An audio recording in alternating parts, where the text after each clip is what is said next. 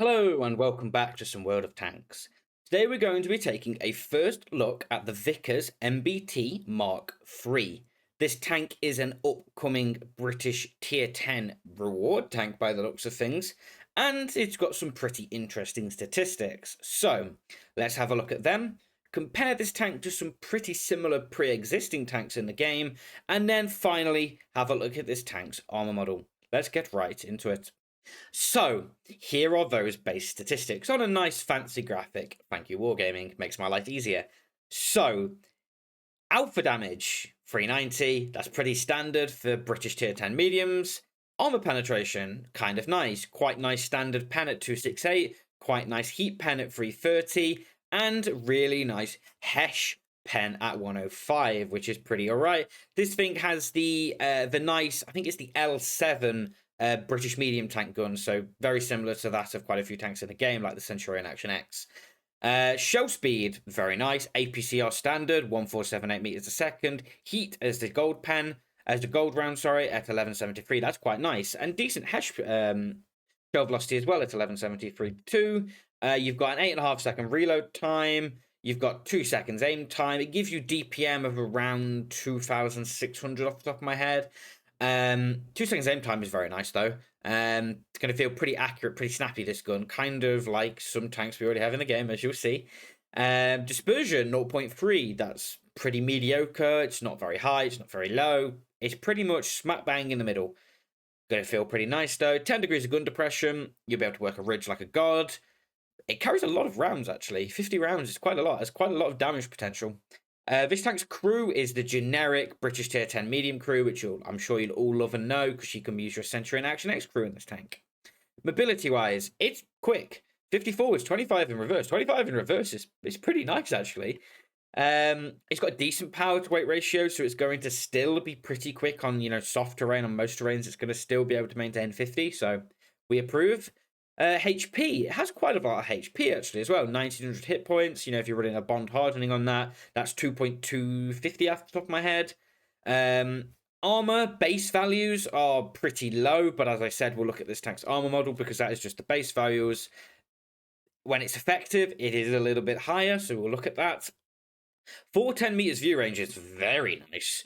That means it's going to be able to spot very well for itself, and you could even potentially on certain maps, I'm not a QB enjoyer with, optic CVS, but it is going to be a viable option, unfortunately.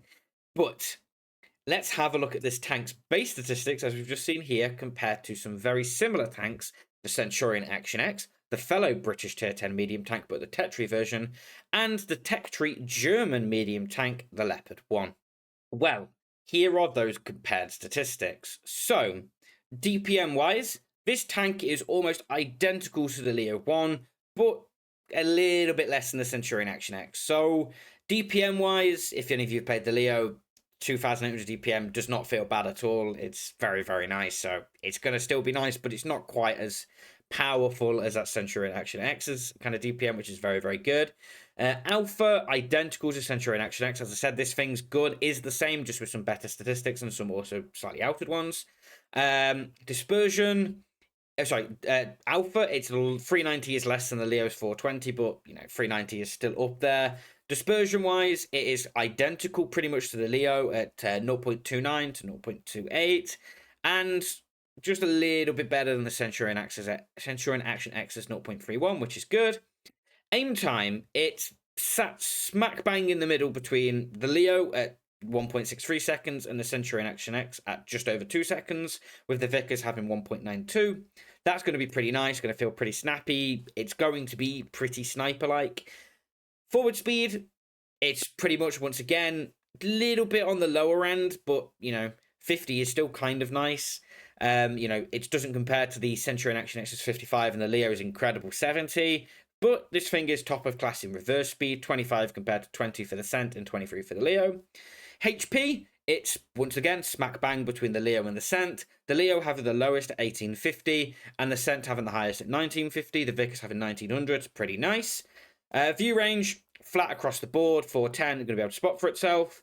Armor, once again, we won't pay too much attention to that, but base values, this thing does have the worst hull armor, and smack bang in the middle between the Leo and the Centon turret armor, but we'll actually have a look at this thing's live armor model and show you what it's going to be like.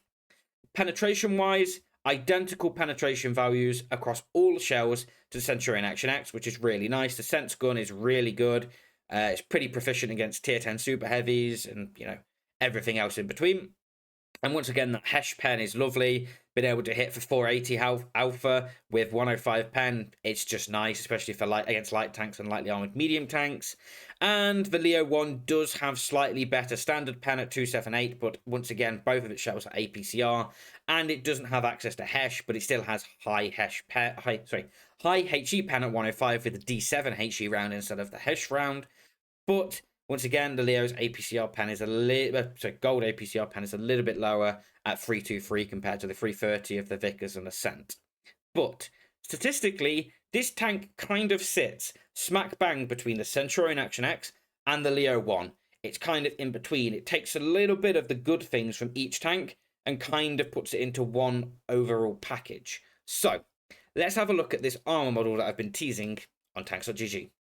So, here it is, the Vickers MBT Mark III's armor model.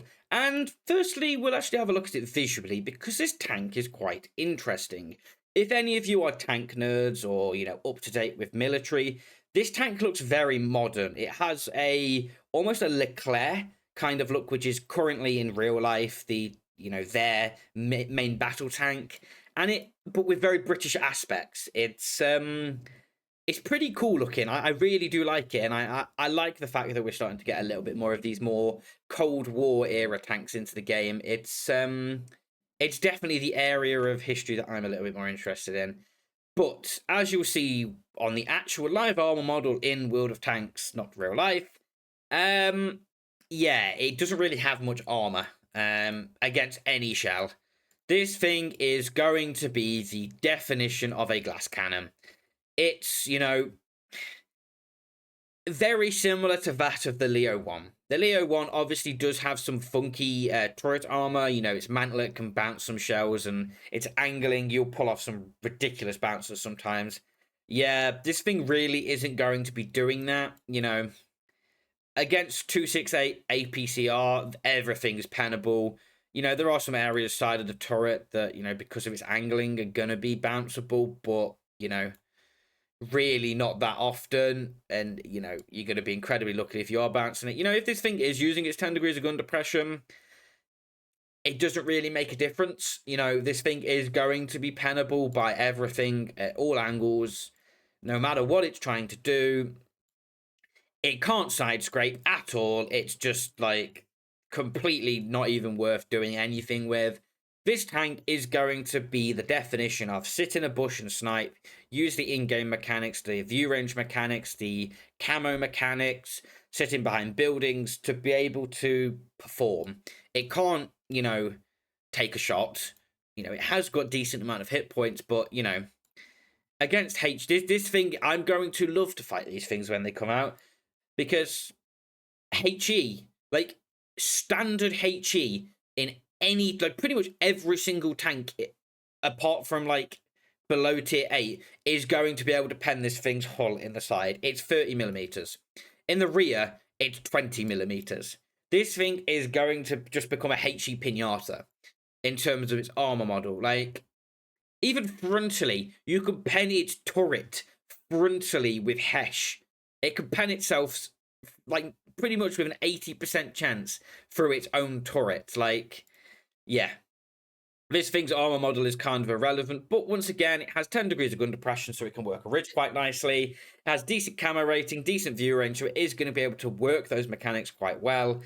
But this tank is definitely going to be quite high skill capped, and I actually see this tank being released as part of maybe an Onslaught reward tank, maybe a Clan reward tank, maybe something through this new Tour of Duty rework we're getting in update 1.24.1, because it's going to have a really high skill cap. Probably one of the most high skill cap tanks that's been released at tier 10 recently, just because its weaknesses are so prominent. but its strengths are so also prominent. So it's going to kind of be trying to find that balance between making sure that you're utilizing this tank's DPM, gun handling to the max, but not, you know, paying for it whilst doing so, because it's unforgivable. This tank has no armor. So that's my opinion of this tank. If it gets released in this current state, I think it's going to be pretty strong. But not everyone is going to be able to make this tank work. It is going to be a pretty hard tank to be able to, you know, perform extremely well in. But you can, it's going to be one of those tanks where an average player can have a good game in it 1 every 10 games, but a very good player will be able to make this tank perform every game. It's going to be one of those kind of tanks, I feel. But once again, this tank is only in Supertest, so it is very much subject to change. And I've actually spotted this tank in game 1 or 2 times over the last couple of weeks. But if you didn't like this video, don't forget to like, comment, and subscribe. And let me know what you think about this tank in the comments, and I'll see you in the next one. Bye!